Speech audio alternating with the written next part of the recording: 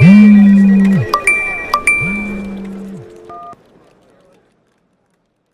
good evening, and welcome, as someone once said, to our Slow the Fuck Down webinar. For those of you who joined us on Tuesday, you might notice that this is slightly different, and I'm going to come completely clean and admit that someone, and that someone was me, forgot to press record. So it is now Thursday afternoon, and we are re-recording everything we said so that anyone that missed it gets to catch up. So without further ado, my name is Emma Harris. For those of you that don't know me, I am the founder and chief of Glow London, and we are brand and culture people. We help our clients understand how to really clearly express what differentiates them and then turn that into both external and internal messaging. So that's about connecting their brand with their people, making sure everyone understands how they show up as a brand externally and internally. I'm a former client. Many people know that I was at Eurostar for a million years. So I know what it's like on both sides of the table. And this is my esteemed colleague, Johnny Corbett. JC, over to you. Good afternoon. Good evening on Tuesday. Good afternoon now on Thursday. Like Emma, I'm also a former client. So I spent some time at Diageo and then dabbled in frozen fish and paint and a bit of insurance and a terrible time in politics.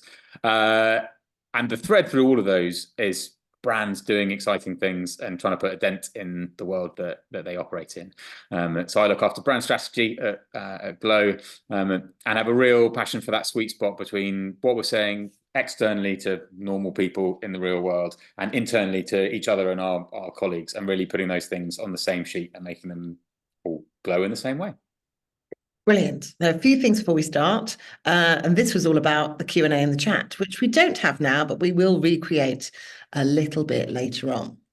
Okay, so let's get into it. So what's Slow the Fuck Down all about? So anyone that's heard me talk in recent months will know that this basically came about from a post I put up in May 2022, when I was in ICU in New York. I had, through stress and burnout, I'd suffered a cardiac arrest whilst working in Tribeca, having brunch in Tribeca. I was very, very lucky. Most people don't survive a cardiac arrest outside hospital, like 90% of them. I was very lucky to be in a restaurant with 3 people who were doctors who saved my life. And while posting on this sort of, and part of my recovery, I talked about how, as a mum of 4, as someone who leads a business and was on the exec team of another business and involved as trustee in a charity and on the PTA and all the other things that we all do, I look around me and see a lot of people like me just going, and we all need to #slow the fuck down. So that's where it all sort of started. I mean, this post broke LinkedIn, as Sherilyn Shackle said, completely broke LinkedIn, and it got 9 million views, which is kind of unheard of on LinkedIn. And that is because there is a massive issue in our industry, in many industries, where people are just going at it and not putting themselves first. And for years, as somebody, even when I was at Eurostar, I've always been massively passionate about human performance. In fact, Glow London is part of a business called Planet K2. We're a group of companies that help the business people think, prepare, and perform like elite athletes. So we're all about understanding that elite performance in sport and applying it to business. So for years, I've been talking about human performance, talking about how to make better choices, how to use the power of our minds and our bodies to perform better. And obviously, this incident made me realize I was the effective hairdresser with bad hair. And that's was born the movement Slow the Fuck Down. And there's 3 sort of main elements to it. One is about making better choices and being conscious of that. The second thing is about the power of visualization. And the third thing is all about looking after yourself. We will touch on some of those things in this.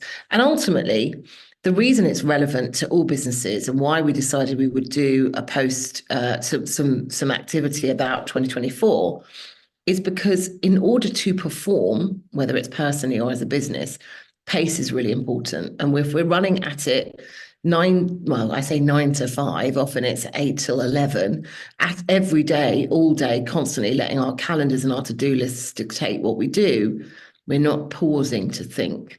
We're not looking after ourselves. We're not creating space. And we all know that anyone who is mentally and physically well is going to be better performing at work. So the Slow the Fuck Down is about pace. It's about taking time to invest in the right things. So over the last 10 days or so, you would have seen hopefully an email or a post every day that's helped to design to stimulate your thinking to create the perfect 2024. And the first question we asked you was about visualization. How do you want to feel when you reach the end of the year? When you're sat at the beginning of something, looking at how to create a massive change at the end, it can feel very overwhelming. However, when you go to that end point and you step into that moment where you really be in the present and think and feel and see what that successful picture looks like, what you're doing is you're programming your unconscious mind to actually think it's already happened. 95% of our behavior is unconscious. So what we're doing is almost putting the coordinates into the sat nav of our unconscious mind. You imagine your unconscious mind is like a massive horse, and your conscious mind is like a tiny, tiny jockey trying to hold on to the mane. So that's what that visualization is. It's not magic. There's science behind it. There's parts of our brain that filter out information. And if your brain believes that something has already happened, it will filter the information in order to create that outcome. So that's the first thing. That's why we believe in the power of visualization. Some people call it manifestation. We refer to it as manifestation, but I'm conscious that people think that manifesting is, like the book The Secret, where you can just wish up anything you want. This is science and it takes work. And alongside the visualization, the second thing we asked you is about what you want to achieve. What do you want to have achieved for your team and for yourself and your business? So when you're in that day in the future, considering how you want the year to have gone and how you want to feel, be considerate of some smart objectives. So be specific. I remember once doing a visualization. It's quite an emotional story, actually. My mum had passed away and I was consulting and I really wanted a job. And I put a visualization about I wanted a team and a brand and I wanted to be busy because I needed to be distracted. And I ended up in an environment that was pretty toxic because I wasn't specific enough. So putting specificity into your visualization is really important. Put those goals. And we all know if you set goals, you achieve more. So this isn't just about airy-fairy wishing. This is about creating belief. And the reason that this works is because your belief is the start point.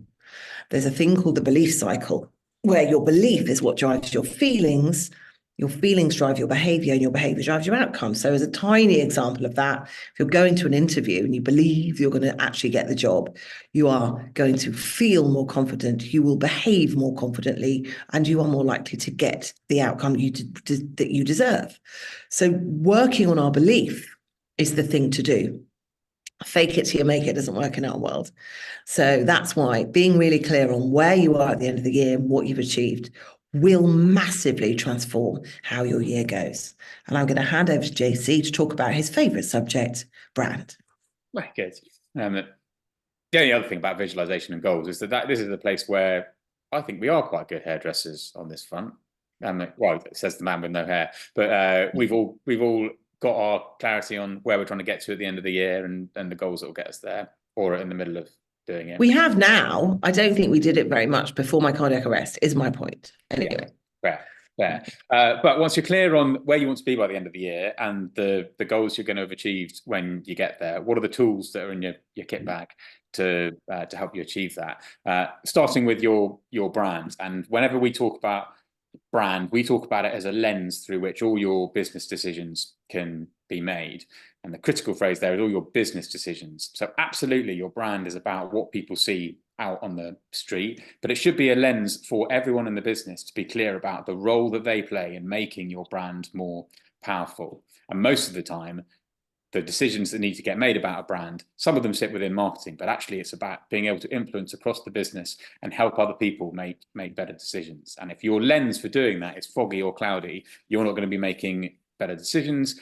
The business aren't going to be making clear decisions, and customers sure as hell aren't going to see a clear brand from you.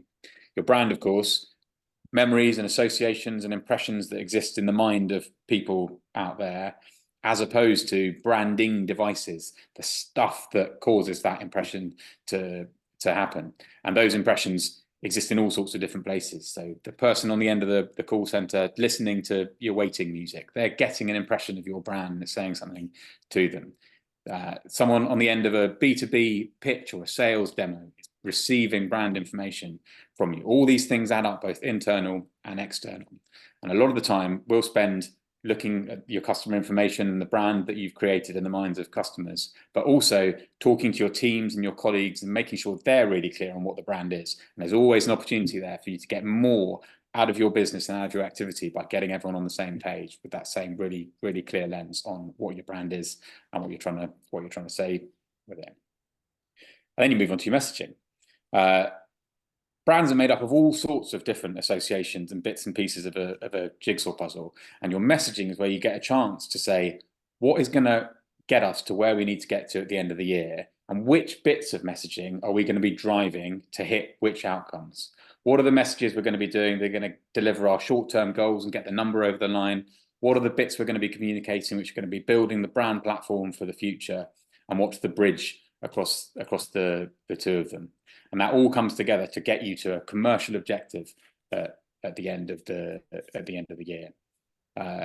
Messaging as well. We always talk about it in terms of words and visuals that people see.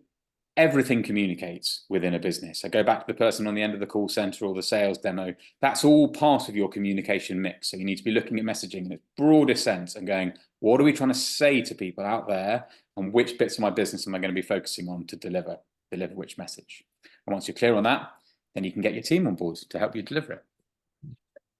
So yes, thank you, JC. On to your team. So if you have a really clear brand, you're really sure how you want to show up externally, the really important part is getting your team clear on how you want them to show up. Often, as JC said, brand is something that sits in marketing, and the focus is on how it turns into advertising, how it turns into to direct marketing, or how it sits on the website. My big frustration when I was a client was that there was no one there to help me communicate internally and really embed the brand into the team.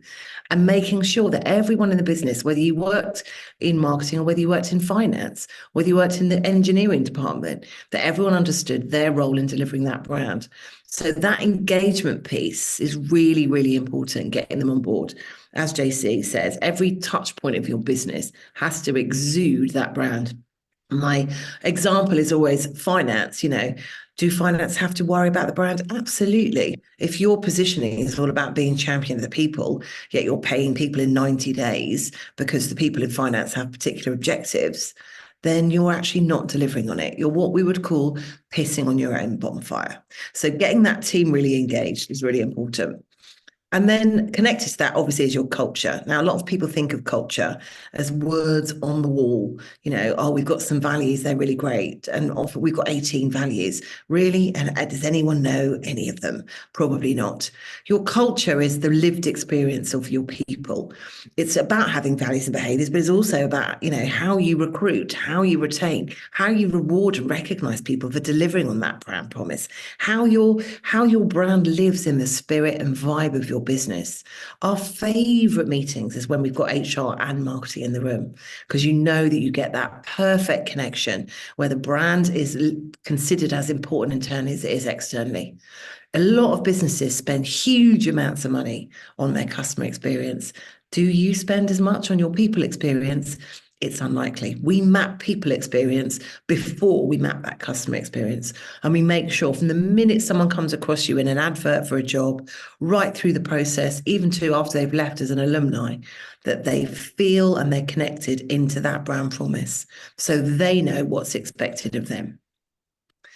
And over to JC to talk about purpose. So brands, messaging, team, culture, a huge amount of work goes into getting those things nailed down. One of the things we often talk about with Slow the Fuck Down is that it's a personal thing and it's about pace as human beings, but it's also what's needed in order to get clarity on all those things. It takes time to work out your brand and your messaging and get people on board. All of that work, though, gets encapsulated in this sense of purpose, and it should be a very clear, single-minded statement that describes your united reason for being as a team. There's a lot of quite worthy chat about brand purpose and about trying to save the world or trying to save the planet. Unless you work for the United Nations, you're not going to have world peace as your purpose. If you do work for the United Nations, well done you, crack on. You're doing important work. But the rest of us don't. So we shouldn't have something like world peace as our united reason for being. It should be something very clearly linked to what are we trying to achieve as a business? And what's the thing that's going to get us there that we can all stand behind? What's the sentence or the phrase that we can have in our heads when we wake up to go to work in the morning and say, right, this is what I'm here for? It's usually beyond the horizon. So when we talk about purpose, it shouldn't be a clear set of steps to get you somewhere. It should be something motivational and exciting that you can't quite see, but you know it's the direction that you're heading in, and it gets everybody excited about coming to work. But you can't just have a view beyond the horizon. You've got to know the stuff you're going to focus on that's going to get you there. And so we say you should break down your purpose into no more than 5. 3 is brilliant. People like me who can't remember more than 3 things.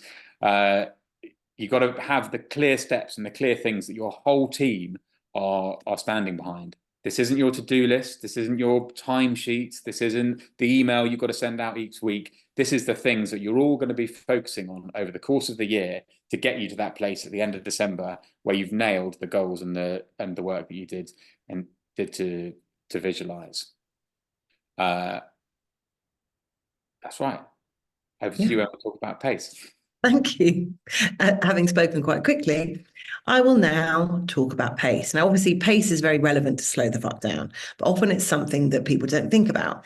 However, if you have all the ingredients that we've just talked about, which is a clear picture of success, clear goals, real understanding of who you are, how that's engaging with your team, how your culture lives and breathes, what your purpose is, what your focused areas of priorities, that should create the right pace because it will quieten the noise, that focus of these are our 5 priorities.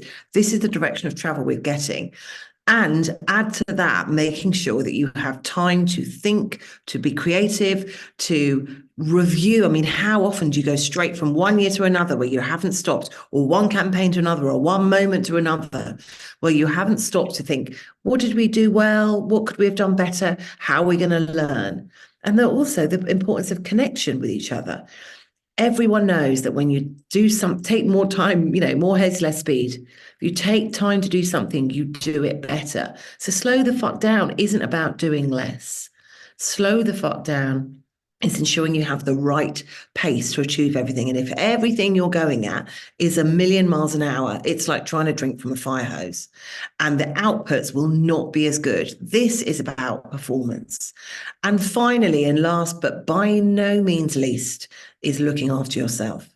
Think about in 2024, what are you going to do differently to make sure you prioritize yourself? I was someone who put me at the bottom of that list. And I know I'm not alone. And I'm going to shout this out, but particularly women. You're juggling the mental load, the home life, the work life, everything. And it gets too much. We all have a choice. That's the thing that I have learned. But by connecting with the reasons that we're doing things, often they're driven by FOMO, if I'm going to miss out, if I don't go to that event or that party, guilt, if I don't do it, I'm letting everyone down, or fear, some crazy story we're telling ourselves. So we're not even really listening to the story. It's just a fear that sits kind of somewhere in our stomachs or our hearts or somewhere in our bodies telling us don't do this. But actually, if you listen to that story, it's something crazy like, if I don't go to that meeting, my reputation will be damaged. Everyone will talk about me. I'll end up losing my job, losing my house, and living on the streets. So making sure that you're taking the time to look after your mental well-being, your physical well-being, and encouraging your team to do the same. If you're a leader listening to this and you want to leave early to get your kids, shout loudly about it. If you want to go to the gym, take at lunchtime, shout loudly about it. Go for a walk, turn your phone off. Never work at weekends. That's something I'm really committed to. Having those boundaries and being comfortable with what those boundaries are. Everyone, like I said, knows that if someone is mentally and physically well, they are better at their performance. So that is a whistle stop of all of these areas.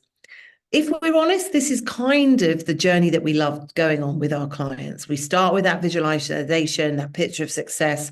We have a tried and tested process to take them on a journey through their neurological levels, so they can really see that picture of success. We then take them back, build that bridge, make sure there's clarity of goals, that they're communicating effectively, that everyone's engaged, and they're setting the right pace for themselves whilst looking after themselves. We would love to talk to you more about it, obviously. And if any of this stuff, has ignited a thought in you of 2024 is the year to look at this, please do shout out to us, and we'd love to talk about it more. We had a couple of questions in the webinar. Can you remember what they were, JC? I can remember some of them. Yeah. Well, so the first thing I'm going to use is take advantage of the fact that this is a re-record, and I forgot to say something in my bit, so I can throw it in now. Okay. About all of this stuff, giving you the ability to say no to stuff. Yes. So do all this stuff to give yourself the clarity of direction and hit your goals as a business. And a crucial part of that, across all of these different areas, is the ability to say, no, we don't need to do that. And to embrace the fact that by saying no to something that doesn't fit in your goal list or your areas of focus or within your plan or within your plans, by saying no, or on brand, or on brand, by saying no to stuff, you're actually saying yes to all this stuff that you've defined as the place to go. So brilliant. that's so true.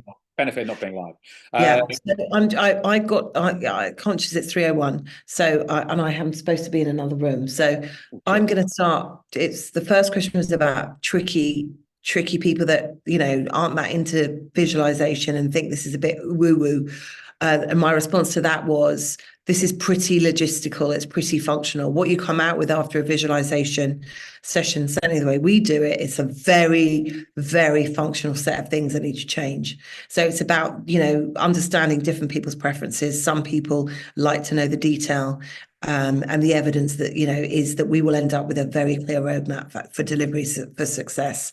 And this is, evidenced in the success we've had with other clients. This is about growth. This isn't about woo-woo. This isn't about wishful thinking. We are setting neurological pathways to understand what it takes to have that success, and then delivering the change to get there from a functional, a logistical, a mindset, and a behavioral. And it's seismic, and it's clear, and it works. Yeah. Another question was about, what if you visualize and then it doesn't happen? Ozzy asked that question, and my response to that was, I genuinely believe if you visualize something and don't believe it, it's because there's doubt in there. If it doesn't happen, it's because you didn't really believe it. All the things you think about in your life, all the things that you truly have known, and this is about belief. This isn't about hoping or wishing. You have to go there and really know it's happening and work on the knowing that it's happening. And that's about constant visualization and reinforcement, doing vision boards, waking up every day. And, I do it in the tiniest of ways, from, every meeting I go to, visualizing how I want to feel when I either hang up on Zoom or walk out the room. So you're setting your sat nav at all times to know that's what you're going to get. And if it doesn't work, it's because you didn't believe it. Yeah.